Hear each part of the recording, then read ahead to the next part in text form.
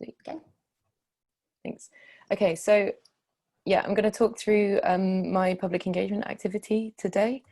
Oh, there we go. So what were my aims throughout this activity?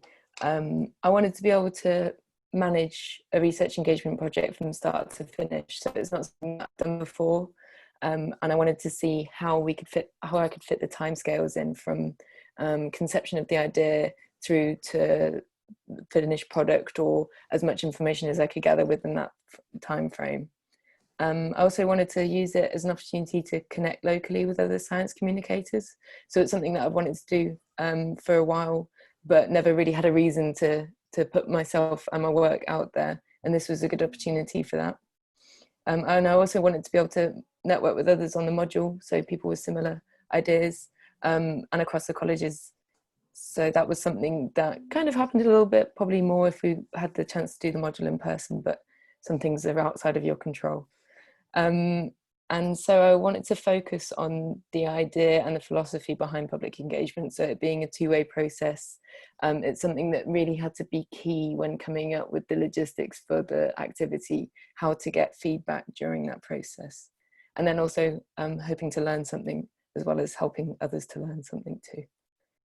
So the logistics of it, I needed to get creative as to how to get the information out there, because we can't do in-person activities. I needed to think about who my audience was and where will getting my research out have the most impact. So I thought that a website is a good way to do that, because there's no real content limit. You can keep adding to it over time. And then I also own the resource and I can design it how I want it to be. I don't have to fit it into any other format, which gave me quite a lot of freedom. And I also, to do with that two-way communication, wanted to build in analytics behind it.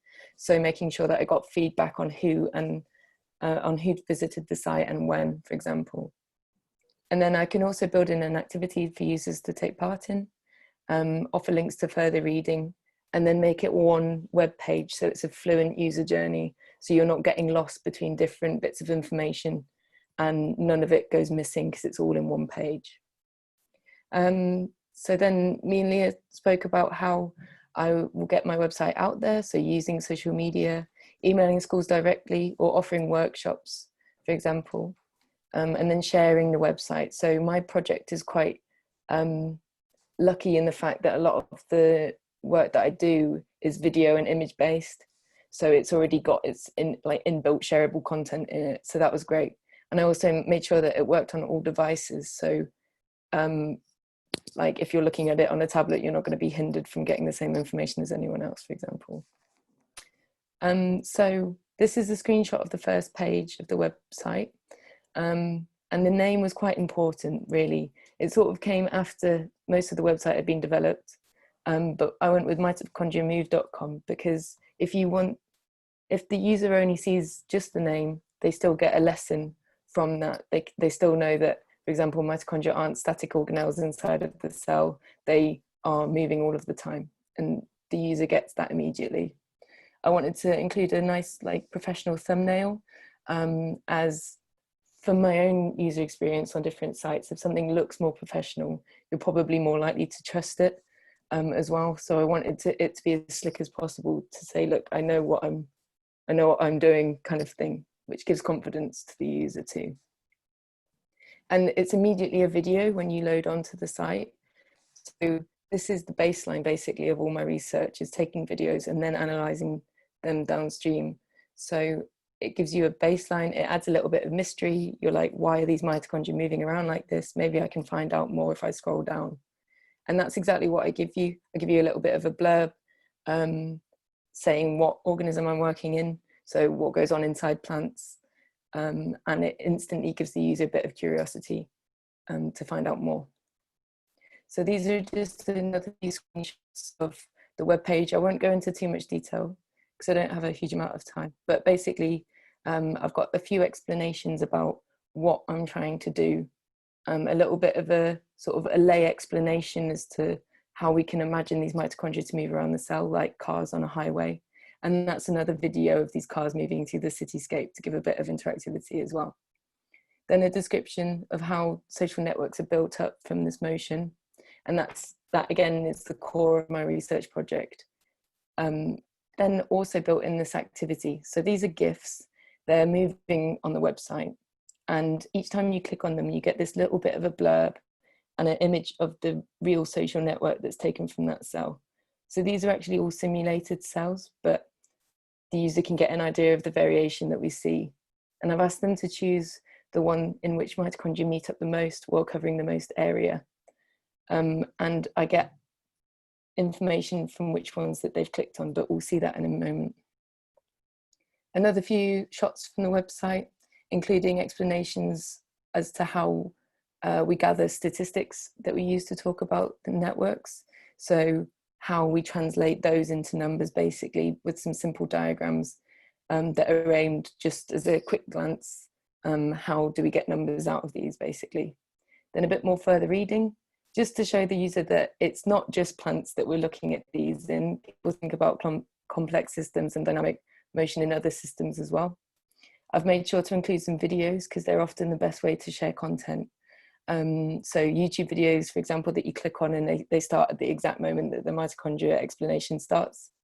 And they're links to pages like Wired magazine and things like that, that are already intended for a more lay audience as well.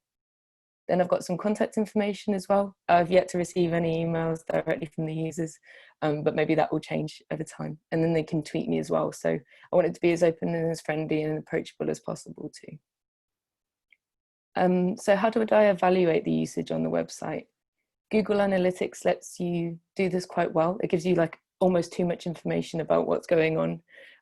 But the most useful is that it gives you the number of unique users. So I've highlighted that in red here, and I had 89 unique users over the course of the website being up. And it also tracks it over time. So on the 30th of June, I tweeted out the website with a nice sort of thumbnail that appears when you tweet it. So again, it's shareable.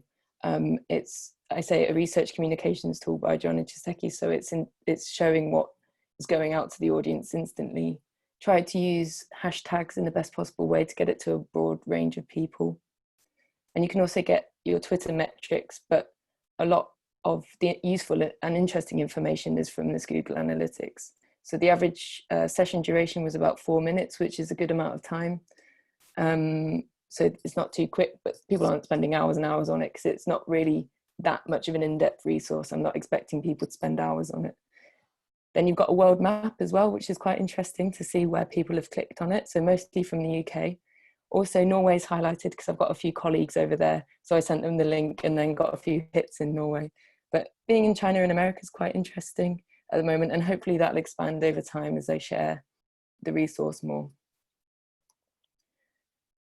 The feedback for the activity was crucial during the design of the website, because when you're in like person doing it, you can instantly see how people are reacting to the activity that you're offering. On a website, it's a bit more difficult, but it's possible.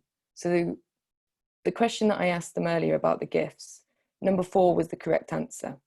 And this was joint first in terms of number of clicks with number 2, which is kind of like a trick question, but it's the GIF that helps the mitochondria meet up the most, but doesn't let them cover the most area. So if you'd stop reading the sentence at the first half of it, you probably would have gone with number 2. If you'd continue reading intros based on that, you would have hopefully, after some exploring or maybe some clicking around, you would have got number 4 as the correct answer. But there are some caveats that come with this. It was a small sample size, and I don't know whether people were strictly doing the activity or were just clicking around to see what information popped up, for example.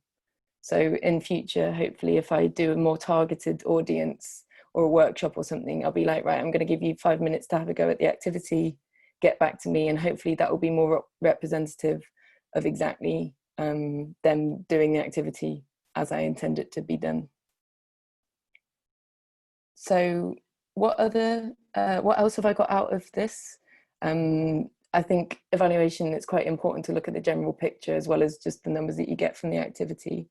So I've managed the project from start to finish, finishes in inverted commas, because engagement's never really finished, and this resource will be up and running for as long as the domain is active.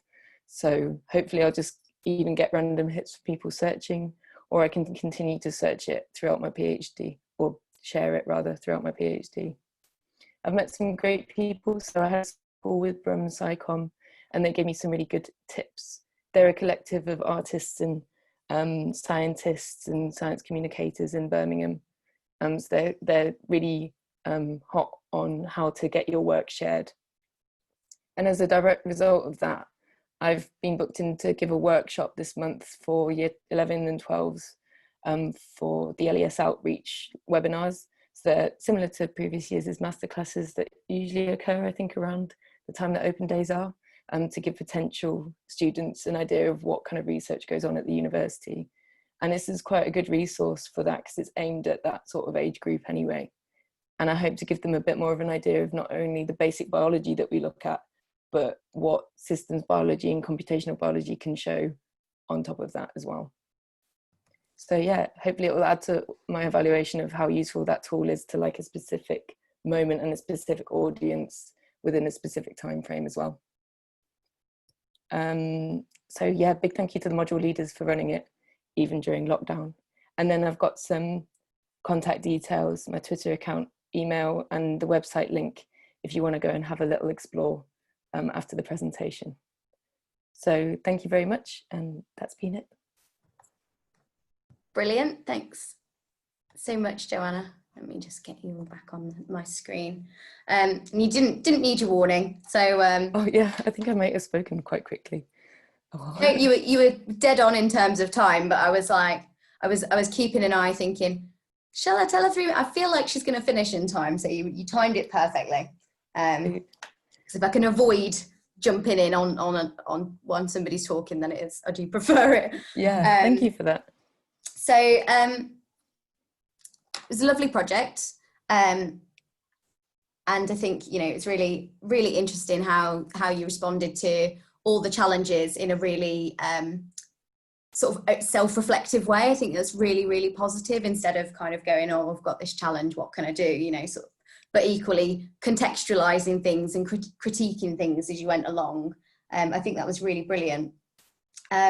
What I wanted to ask though is a little bit more about your audience, because I don't think you went into too much detail of how you targeted it or what the thinking was there. Although when you kind of had your hashtags, I saw that you put key stage 3 specifically. Yeah, so that was something that I meant to mention at the beginning that I forgot to, but I was aiming at that sort of audience because it might be someone that already knows a little bit about basic biology and might be quite interested in finding out what other research there is out there. And I think it's also important to like catch people's interest in things like plant sciences at that age, and show them that there can be something cool about it, because often it gets quite a bad rep, but there is really interesting stuff that you can do with plants. And I also thought that it was an age where you might be starting to think about things in terms of like broader ideas. So systems biology generally and computational biology often tries to map like phenomena that wouldn't otherwise be seen if you're looking at it from a reductionist approach. So maybe they'd be more pliable to that idea at that age, but also making it simple enough to not throw them in at the deep end with the statistics or anything like that. So yeah. Yeah, I think that's really interesting that again, it's a big area of debate in public engagement of kind of where things are seen as more complex topics. Should you engage earlier or engage younger people? And so there's often some people go away from that because they go, well, they can't, it's too complex a topic. But I think it's really important, and there's good evidence to show that you absolutely can engage younger audiences and all different types of audiences. You don't have to necessarily have all of the kind of relevant education at that point. So I think that's a really interesting idea. Lauren, have you got any questions? Yes, so it was really fascinating to kind of see the kind of information you can get from Google Analytics and Twitter Analytics. But my question is going to be, what do you think is like missing from what you know about the audiences? It can provide you with some information, but what else would you really like to know about your audiences, and how might that help you with your research? I guess some feedback on their age. Google Analytics does offer you that, but it's kind of difficult because there's a lot of like privacy that falls in behind it, whether you share the demographics like with that piece of software or not. I didn't want to go too much into that. So the age would be a good one to know whether I'm hitting my target audience at all. What else would I like to know? I'd like to know what they thought. If they thought that maybe one thing was cool versus another, I could highlight that more and say maybe if they found the activity better than the rest of it, if they found like the metaphor a bit like yawn inducing, then that would be cool. I could switch it for something else. Whether they find any of the external links more interesting. So for example, like the way that ants move around a system, or tracking social networks through dances and things like that. If they found that more interesting, I could play on that to my advantage, I think. And just to find out like what immediate questions they have about it, because then that would help me explain things a little bit better. Maybe if I need to slow down with the basic biology or speed up with like the network science, for example, I think that would be great to know. But me and Nia were discussing it, and if I hadn't been able to build in the analytics for each click of the GIF, I probably would have put like a little comment box or a little tick box. But the more a user is encouraged to give like instant feedback or type something out, like the drop-off rate for getting responses just falls. So maybe another forum like that workshop that I'm giving would be a great chance to get that sort of feedback that I'm looking for it. That was going to be my other question. You mentioned the workshop, and I just wondered, when did COVID-19 come into your plans? Had you planned to do any face-to-face interactions as well, or was it always going to be a secondary element to the project? No, I hadn't planned to do any face-to-face stuff or any workshops really. It's a nice like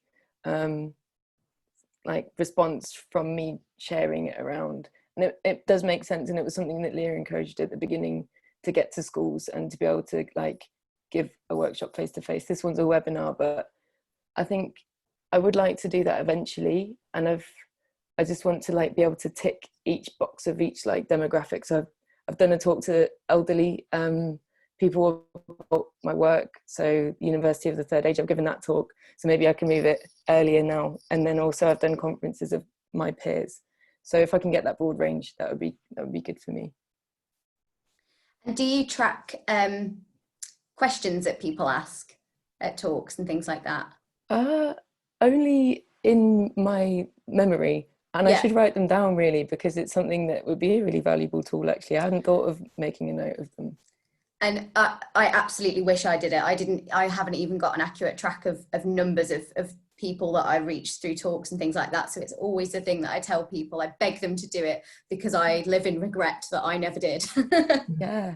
So even like noting down how many people might pop up on the webinar or something like that. Yeah. Oh, just cool. keep it on I always keep it on the bottom of my CV. Like I've got a messy version of my CV where whenever I was doing engagement, I would drop it in just a little note about it, so I can kind of guess the numbers, but actually it'd be amazing. And I did start doing it just recently when I started doing engagement talks again, making a note of all the questions so that over time you can then categorize it and you can reflect on it more deeply rather than just the instant sort of adrenaline-led reflection that you do. Yeah, and then not necessarily making a note of it, and it comes to 6 months later and you're not sure. I think I wish I'd probably done that for the research poster conference, because we had a few high school students in, like potential students, that were asking things, and now I can't remember any of them. But yeah, it's a good tip, that actually. Did you develop your web skills, like website building skills, as part of the project, or was that something you already knew how to do? So my partner is a software engineer, so he'll help me a lot with it. And it's something that, I gave him the information and we built sort of mostly him and like my input. So if I'd have had to learn all of those skills for the project, it would have become something that was unmanageable for me during like doing a PhD at the same time. So I realized that like not all of the people that did the module would have had the same sort of step up from that, but it was something that I had as a resource so I could make use of it. I was just asking because I think it's interesting if that whilst you're going through developing a public engagement activity, you may develop skills that actually aren't the end product of your end product of the website, but you've actually become skilled in, created a new skill for yourself, which might help you in your research in the future or other things, just by the kind of planning and preparing your process. And I think that works face to face when you're thinking about delivering face to face public engagement activities as well. Sometimes it can be the process of planning, prototyping, making, that actually you kind of add into your own little kind of toolkit. That helps you elsewhere.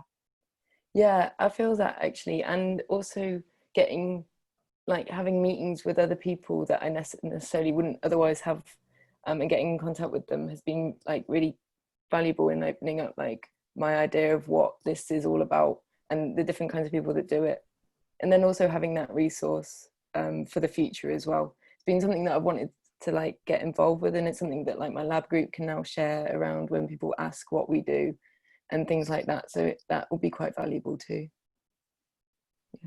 Yeah, I think that's been a really interesting point from my perspective with this module this year, that actually, because of the restrictions, all of the students have had to create things where they might have tended towards public events, which, yes, you learn from, but I think it's what's really nice is to see that all of you have got something you can kind of carry, you know, with you in future and say, right, this is what I did.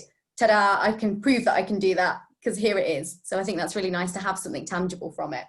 Yeah, I completely agree. It's an invaluable resource really, and something that we might not otherwise set the time aside to do as well. So it's been good for that.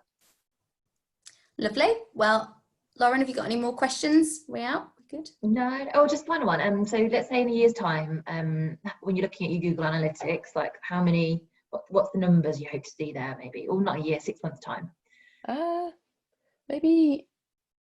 Maybe up to 200 people, maybe. I don't really have a good grounding in what would be expected during that time period, and it would very much correlate with how much effort I've put in to get it out since.